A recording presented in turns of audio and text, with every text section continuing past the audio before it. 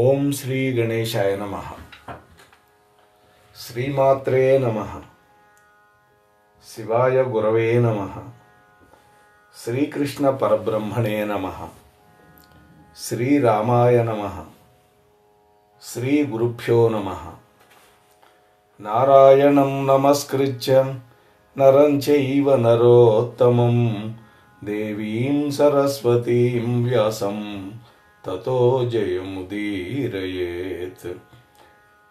నమః శివాభ్యాం నవయౌవనాభ్యాం పరస్పరాశ్లిష్టవపుర్ధరాభ్యాం నగేంద్రకన్యా వృషకేతనాభ్యాం నమో నమః శంకర పార్వతీభ్యాం. హర హర మహాదేవ శంభో శంకర. మోహనవాణి ఛానల్ ద్వారా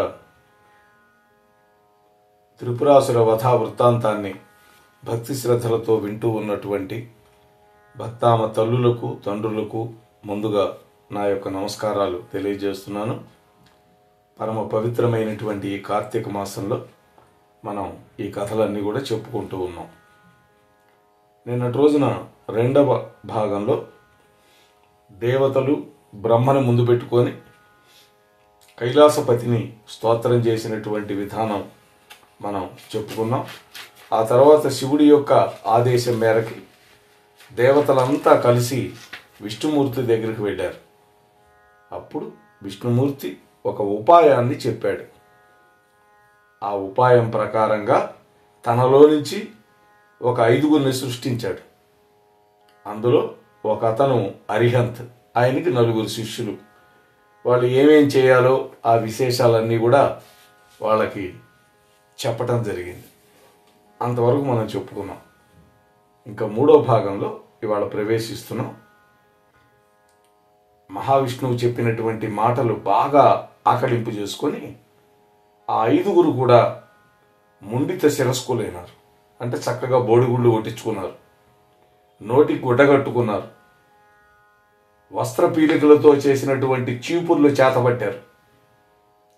ప్రాణులకు హింస కలగకుండా మెల్లమెల్లగా అడుగులు వేస్తూ ఈ త్రిపుర నగర సమీపంలో బాహ్య ప్రదేశంలో ఒక ఉద్యానవనంలో విడిది చేసి అవైదిక మత ప్రచారాన్ని మొదలుపెట్టారు. అంటే వేద విరుద్ధమైనటువంటి ప్రచారం మొదలుపెట్టారు. కానీ పరమేశ్వరుడి యొక్క ఆరాధన బద్ధచిత్తులైనటువంటి ప్రజా సమూహంలోకి అది ఏమాత్రం వ్యాపించదు. వాడు చేసిన ఉపదేశం వెళ్ళల. అప్పుడు ఆ అరిహంతుడు దుఃఖితుడై విష్ణు భగవానుని స్మరించాడు. అప్పుడు విష్ణువు నారదుని స్మరించి విషయాన్ని విపులంగా చెప్పి ఆ యతికి సహాయకుడుగా పంపించాడు. వెంటనే నారదుడు నగర సమీపానికి వచ్చాడు. ఆ అరిహంత యతీశ్వరుని కలుసుకున్నాడు. అతడి దగ్గర ప్రజలందరూ చూస్తుండగా దీక్ష పుచ్చుకున్నాడు నారదుడు. అంటే త్రిలోక సంచారి దేవర్షి అయినటువంటి నారదుడంతటి వాడు దీక్ష పుచ్చుకోవటం అనేది అందరికీ ఒక ఆకర్షణ కలిగిస్తుంది. దాన్ని చూసినటువంటి ప్రజలందరూ ఆశ్చర్యపోయి ఆలోచనలో పడ్డారు. అరే, ఇంతకాలంగా చెబుతున్నా మనం అసలు పట్టించుకోలేదే, మహాత్ముడైనటువంటి బ్రహ్మమానసపుత్రుడైనటువంటి నారదుడే ఉపదేశం పొందాడు అనుకుంటున్నారు వాళ్ళు. ఆ తర్వాత నారదుడు నేరుగా ఈ త్రిపురాధిపతుల దగ్గరికి వెళ్ళాడు. ముందుగా క్షేమ సమాచారాలు అడిగాడు. ఆ తర్వాత, ఓ తారకాసుర పుత్రులారా, మన నగరానికి ఒక ధర్మనిష్ఠుడు, సర్వ విద్య విశారదుడు, వేద సారాన్ని తెలిసినటువంటి వాడైనటువంటి ఒక యతిశ్రోష్ఠుడు తన యొక్క 4 శిష్యులతో వచ్చి ఉన్నాడు. నేను అనేక మంది మహానుభావులను గతంలో చూశాను, అనేక ధర్మాలు విన్నాను. అవేవి ఈ యతి చెప్పేటటువంటి ధర్మానికి సాటి రావు అని నాకు అనిపించింది. ఇది సనాతన ధర్మమని, ఇదే వేద సారమని నా మనస్సుకు కూడా అనిపిస్తోంది. అందువల్ల నేను ఆ మహాత్ముడి దగ్గర దీక్ష కూడా పుచ్చుకున్నాను. ఓ రాక్షస శ్రేష్ఠులారా, మీకు కూడా ఆ మహాత్ముడి పట్ల గనక ఆలోచన ఉంటే, ఆయనిచ్చే దీక్ష పట్ల అభిరుచి ఉంటే వెంటనే మీరు కూడా వెళ్ళి మీ ముగ్గురు దీక్షా స్వీకారం చేయండి అన్నాడు. నారదుని మాటలను విన్నటువంటి ఆ రాక్షస రాజులు ముగ్గురు బుద్ధి చాపల్యం వల్ల శివమాయ మోహితులై ఆ యతీశ్వరుణ్ణి దర్శించి మోహితులైపోయారు. వెంటనే, ఓ యతిశ్రేష్ఠ, నారదుల వారికి ఎలాంటి దీక్ష ఇచ్చారో మాకు కూడా అలాంటి దీక్ష ఇవ్వండి అన్నారు. ఇక మీదట మీకు శిష్యులంగా మీ ఆజ్ఞ ప్రకారం మేము నడుచుకుంటాము అని వేడుకున్నారు ఈ ముగ్గురు తారకపుత్రులు. తన పాచిక పారినందుకు ఆ మాయావి సంతోషపడి తన శాస్త్రంలో చెప్పబడినటువంటి విధానంలో ఆ త్రిపురాసురుల ముగ్గురికి దీక్ష ఇచ్చాడు. రాజానుమతో ధర్మ అనేటువంటి న్యాయాన్ని అనుసరించి రాజుగారు ఎప్పుడైతే ముగ్గురు రాజులు దీక్ష పుచ్చుకున్నారో ఆ నగరంలో నివసించే ప్రజలందరూ కూడా ఆ మాయా యతీశ్వరుడి దగ్గర దీక్షలు పుచ్చుకున్నారు. ఆ తరువాత ఆ మాయా యతీశ్వరుడు ఆ త్రిపురాసురులని ప్రజలని ఉద్దేశించి తన మతంలో ఉన్నటువంటి సిద్ధాంతాలను గురించి ఉపదేశించడం మొదలుపెట్టాడు. ఏమని చెప్పాడు? మీరంతా మంచి జ్ఞానంతో కూడినటువంటి నా వాక్యాలు వినండి. ఈ వాక్యాలు వేద సారస్వం అనటానికి తగినవి అన్నాడు. అంటే 4 వేదాల యొక్క సారం అన్నాడు ఆయన చెప్పే మాటలు. అంతేకాదు, రహస్యమైనవి, ఉత్తమోత్తమైనవి అంటూ ముందుగా సంసారం గురించి చెప్తున్నాడు. ఈ సంసారం అంటే ఏమనుకుంటున్నారు? ఇది అనాది అయింది, నిత్యము సిద్ధించేది కూడా. దీనికి ఒక కర్త లేడు. ఇది ఒక క్రియ నుండి పుట్టింది, అంతకంటే కాదు. కర్తే లేనప్పుడు క్రియ ఎలా ఉంటుంది? ఈ సృష్టి స్వయంగానే తనంతట తానే ప్రకటమై స్వయంగానే లీనమైపోతుంది. దీనికి మరొక అపేక్ష అక్కరా లేనే లేదు అన్నాడు. దేహమే ఆత్మ అన్నాడు. అది మామూలుగా ఆత్మ వేరు, దేహం వేరు. ఒక దేహాన్ని ఆశ్రయించుకొని ఉంటుంది ఆత్మ. కానీ ఈయనేమంటున్నాడు? దేహమే ఆత్మ, దేహం కంటే భిన్నంగా ఆత్మ లేదు అన్నాడు. ఈశ్వరుడు లేడు. గడ్డిపోచ మొదలు త్రిమూర్తుల వరకు ఉన్నటువంటి పేర్లన్నీ కూడా దేహాన్ని ధరించినటువంటి ప్రాణుల యొక్క పేర్లు మాత్రమే. అంతకంటే వాటికి విశిష్టత ఏం లేదు. నా పేరు అరిహన్, అలాగే మీ అందరికీ కూడా పేర్లు ఉన్నాయి కదా. సర్వత్రా అట్లాగే ఉంటుంది కదా. మన దేహాలు వాటి యొక్క ఆయుర్దాయం పూర్తి కాగానే నశించిపోతాయి కదా. అట్లాగే చీమ మొదలుగా త్రిమూర్తుల వరకు ఉన్నటువంటి ప్రాణుల దేహాలన్నీ ఏదో ఒకనాడు నశించి తీరిపోవాల్సిందే. విచారించి చూస్తే, ఆలోచించి చూస్తే సర్వప్రాణులకి ఆహారము, నిద్ర, భయము, మైథునము ఈ 4 సమానంగానే ఉంటాయి. ఇంతకు మించి ఎవరి దేహంలో కూడా ఎక్కువగా ఏది ఉండదు. పొందేటటువంటి సంతృప్తి కూడా అన్ని జీవులకి సమానమే. గాదిల నిండుగా ధాన్యం ఉన్నా ఎవరైనా పొట్ట పట్టినంత వరకే కదా తినగలుగుతారు. పెట్టెల నిండా కొత్త కొత్త బట్టలున్నా కట్టుకునేటటువంటి వస్త్రం మాత్రం ఒకటే కదా. అన్నీ ఒకేసారి కట్టుకోలేడుగా. భూమండలం అంతా పరిపాలించిన నిద్రపోయేది మాత్రం ఒక్క మంచం మీదనే కదా. హంసతూలిక తల్పం మీద పడుకున్నా, భూమి మీద పడుకున్నా నిద్రా సుఖం అనేది ఎవరికైనా ఒకటే. అంతేకాదు, మరణ భయం కూడా అందరికీ సమానంగా ఉంటుంది. మనుష్యులలో హెచ్చు తగ్గులు, ఎక్కువ తక్కువలు, వర్ణాధిక్యత ఎక్కడ ఉన్నాయి? అన్ని వర్ణాల వాడు సమానమే అంటున్నాడు. విచారణ చేస్తే దేహాన్ని ధరించినటువంటి వాళ్ళందరూ సమానమే. ఒకడు ఎక్కువ కాదు, ఒకడు తక్కువ కాదు. ఈ సత్యాన్ని బాగా తెలుసుకొని మీరందరూ కూడా మొట్టమొదట ప్రాణి హింస మానుకోండి అన్నాడు. ఇదే బౌద్ధంలో ఒక రకమైనటువంటి పద్ధతి. అహింసను మించినటువంటి పరమధర్మం లేదని వేదం చెప్పింది. అంతేకాదు, భూతదయను మించినటువంటి ధర్మం కూడా లేదు. ఒక్క ప్రాణిని హింసిస్తే 3 లోకాలను హింసించినట్లు అవుతుంది. ఒక్క ప్రాణి కనుక అభయం ఇస్తే, రక్షిస్తే 3 లోకాలను రక్షించినట్లే అవుతుంది. కాబట్టి హింసను మించిన పాపం లేదు. దానాలు ఎన్ని ఉన్నా అభయప్రదానం అనేది గొప్ప దానం. భయపడ్డవాడికి అభయం ఇవ్వడం, వ్యాధిగ్రస్తుడికి మందు ఇవ్వడం, విద్యార్థులకు విద్య, ఆకలితో ఉన్నవాడికి ఇంత అన్నం. ఇది కదా ధర్మం అంటే. చచ్చిన తర్వాత స్వర్గం నరకం ఈ 2 ఉన్నాయి అనే మాట కల్లా. ఇక్కడ అనుభవించే సుఖ దుఃఖాలే స్వర్గ నరకాలు. సుఖం అనిపిస్తే, సుఖం అనుభవిస్తే అదే స్వర్గం, కష్టాలు అనుభవిస్తే అదే నరకం. అవి ఎక్కడో వేరే చోట లేవు. కాబట్టి మానవుడు ఏ ఉపాయం చేతనైనా సరే డబ్బు సంపాదించి ఆ డబ్బుతో ఇక్కడే ఈ భూమి మీదే దొరికేటటువంటి భోగాలన్నీ అనుభవించాలి. స్త్రీ సంభోగం, వారనారీ నృత్యోత్సవాలు, వసంతోత్సవాలు, విలాసాలు ఇవన్నీ బాగా అనుభవించాలి. ఇది అతడు చెప్పిన ధర్మం. అంటే దేవుడు లేదు, దయ్యం లేదు. మరి దేవుడు ఎవరు? కామదేవుడే దేవుడు అన్నాడు. మన్మథుడు దైవం. మానవుడు కోరదగినటువంటి ధనం,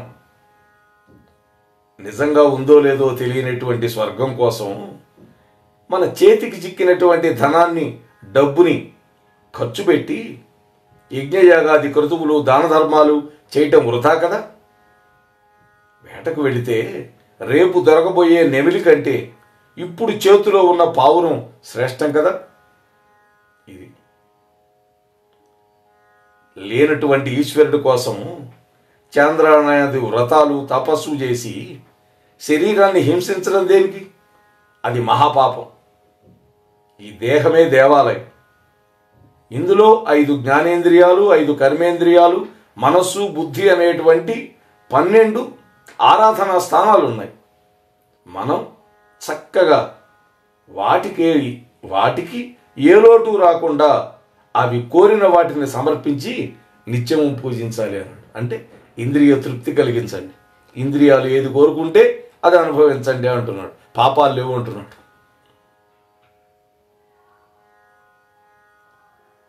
హాయిగా సమస్త భోగాలు అనుభవించగానే మన కోరికలన్నీ తీరిపోయి మనలో ఉండే వాసనలు కూడా నశించిపోతాయి.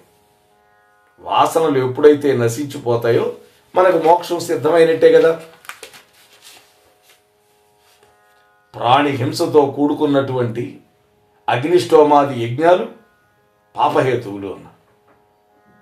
యజ్ఞాలు చేయటం వల్ల పాపం వస్తుంది అంటున్నాడు. ఎందుకని? అందులో జంతు హింస ఉంది కాబట్టి అంటున్నాడు.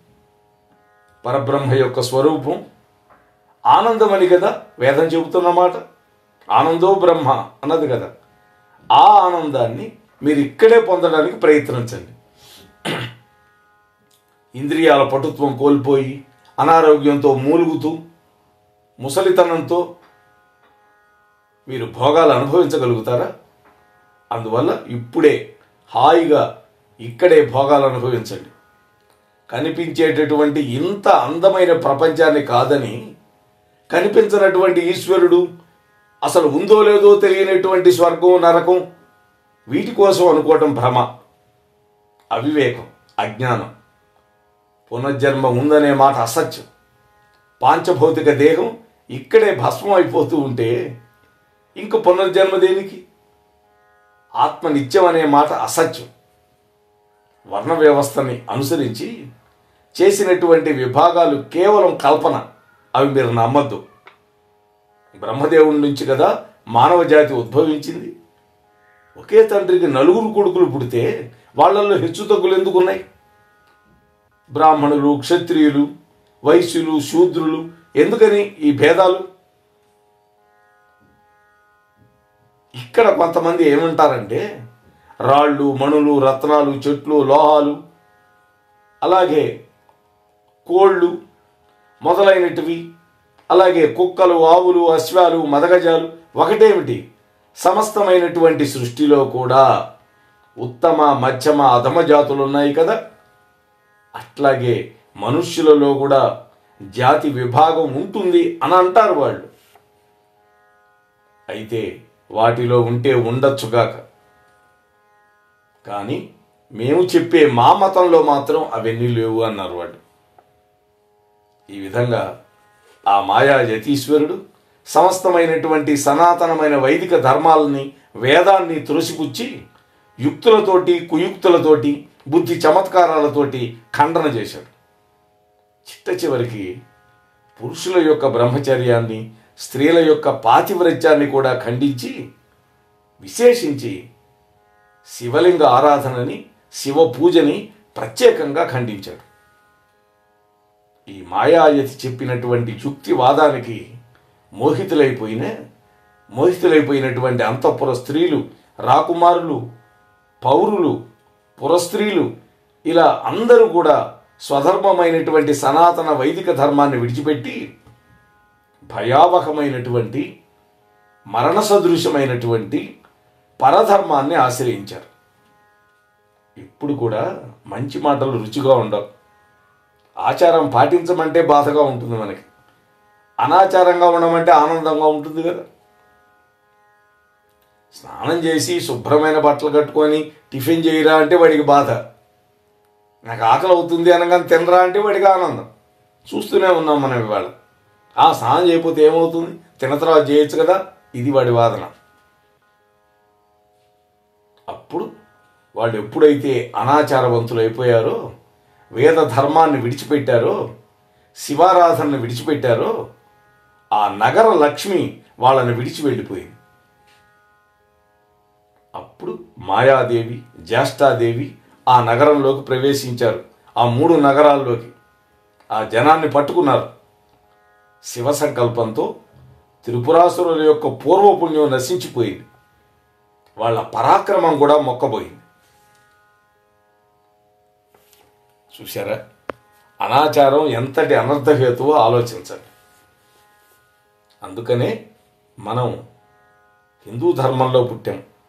మన ధర్మం ఏమి చెప్పిందో, మన వేదం మనకి ఏం చెప్పిందో, పురాణాలు ఏం చెప్పాయో అవి తూచా తప్పకుండా మనం పాటించాలి. అప్పుడే స్వధర్మాన్ని మనం రక్షించుకుంటే ఆ ధర్మం చేత మనం రక్షింపబడతాము అని మనం అర్థం చేసుకోవాలి ఇక్కడ. ఆ తరువాత దేవతలందరూ కైలాసానికి వెళ్ళారు.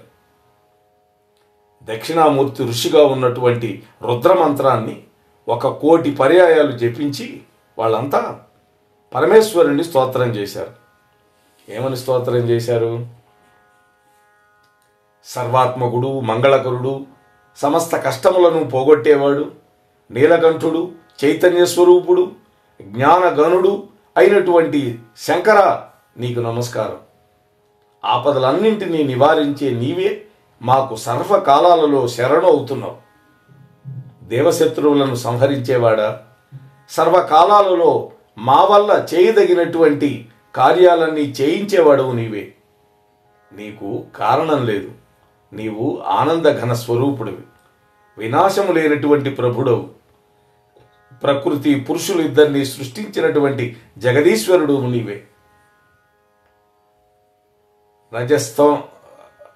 రజస్సు అలాగే సత్వ తమో గుణాలను స్వీకరించి క్రమంగా బ్రహ్మ విష్ణు రుద్ర రూపాలను దాల్చి సమస్త జగత్తులను సృష్టించి పాలించి మళ్ళీ నీలో లయం చేసుకునేవాడివి కూడా నీవే. ఈ లోకంలో రక్షకుడువు నీవే, సర్వేశ్వరుడువు, అవినాశి అయినటువంటి వాడవు నీవే, వరాలిచ్చేవాడివు నువ్వే, శబ్దస్వరూపుడవి, శబ్ద ప్రమాణంచే నిరూపింపబడేవాడివి.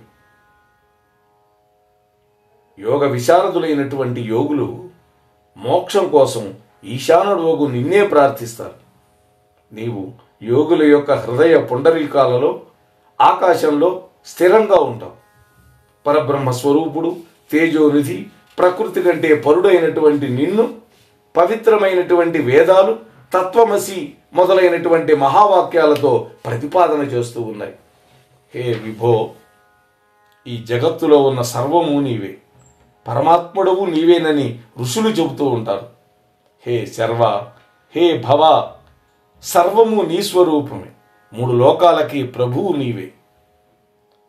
ఓ జగద్గురు, చూడబడేటటువంటి, వినబడేటటువంటి, తెలియబడేటటువంటి సర్వస్వము నీవే. నీవు అణువు కంటే సూక్ష్మమైన వాడివి. అంతేకాదు, మిక్కిలి పెద్దవాడి కంటే పెద్దవాడివి అని ఋషులు చెబుతూ ఉన్నారు. సర్వత్రా నీ చేతులు, కాళ్ళు, కళ్ళు, శిరస్సులు, ముఖములు, చెవులు, ముక్కులు ఉన్నాయి. సర్వాత్మకుడు అయినటువంటి నీకు నమస్కారం. ఈ విధంగా వాళ్ళు అద్భుతమైన స్తోత్రం చేశారు. అమరులు చేసినటువంటి ప్రార్థనకి పరమానంద భరితుడైనటువంటి చంద్రశేఖరుడు వెంటనే తన యొక్క వృషభ వాహనాన్ని ఎక్కి వాళ్ళ ముందు సాక్షాత్కరించాడు. అప్పుడు స్వామి అంటున్నాడు శంకరుడు, ఓ పితామహ, విష్ణువు యొక్క మాయాశక్తి వల్ల, నారదుడి యొక్క బుద్ధి చాతుర్యం వల్ల ఆ త్రిపుర, ఆ 3 పురాలలో ఉండేటటువంటి ప్రజలు, రాజు, అంతఃపురంలో ఉండేవాళ్ళు అందరూ కూడా ఉత్తమమైనటువంటి తమ యొక్క స్వధర్మాన్ని విడిచిపెట్టి పరధర్మాన్ని ఆశ్రయించి వాళ్ళ యొక్క చావు వాళ్లే కోరుకు తెచ్చుకున్నారు. కానీ వాళ్లతో యుద్ధం చేయటానికి తగిన సాధన సంపత్తి నా దగ్గర లేదు. రథం కావాలి, సారథి కావాలి, అద్భుతమైన ధనస్సు కావాలి, బాణాలు కావాలి, తూణీరాలు కావాలి. ఇవేమీ లేకుండా యుద్ధం ఎలా సాధ్యమవుతుంది అనగానే దేవతలంతా అంగీకరించి విష్ణువు, బ్రహ్మ, ఇంద్రాది దేవతలందరూ ముక్త కంఠంతోటి, హే కపర్ధి, అవన్నీ సిద్ధంగా ఉన్నాయి, మీరు బయలుదేరటమే తరువాయి అని విన్నవించారు. అయితే రణభోరి మోగించండి అన్నాడు రుద్రదేవుడు. మరి అసుర సంహారానికి ఆ సమయంలో ఒక అంతరాయం కలిగింది. మరి ఆ అంతరాయం ఏదో తెలియాలి అంటే మనం 23:30 గంటలు వేచి ఉండక తప్పదు. అప్పటి వరకు వింటూ ఉండండి, వినిపిస్తూ ఉండండి. కనీసం 10 మంది బంధుమిత్రులకి ఈ వీడియోని షేర్ చేసి ఈ మోహనవాణి ఛానల్కి మనం సపోర్ట్ ఇద్దాం అని మీతో మనవి చేసుకుంటూ, స్వస్తి సర్వేషాం. మోహనవాణి తెలుగు పాడ్కాస్ట్ వింటున్న శ్రోతలందరికీ హృదయపూర్వక ధన్యవాదాలు. వినండి, వినిపించండి, వింటూనే ఉండండి మోహనవాణి తెలుగు పాడ్కాస్ట్. మీరు వింటున్నారు మోహనవాణి. మన మోహనవాణి కార్యక్రమాలు మీకు నచ్చినట్లయితే వెంటనే ఒక లైక్ చేయండి, అలాగే కామెంట్ చేయండి, ఎక్కువ మందికి షేర్ చేయండి. సబ్స్క్రైబ్ చేసుకోకపోతే వెంటనే మన ఛానల్కి ఇప్పుడే సబ్స్క్రైబ్ చేసుకోండి. ధన్యవాదాలు.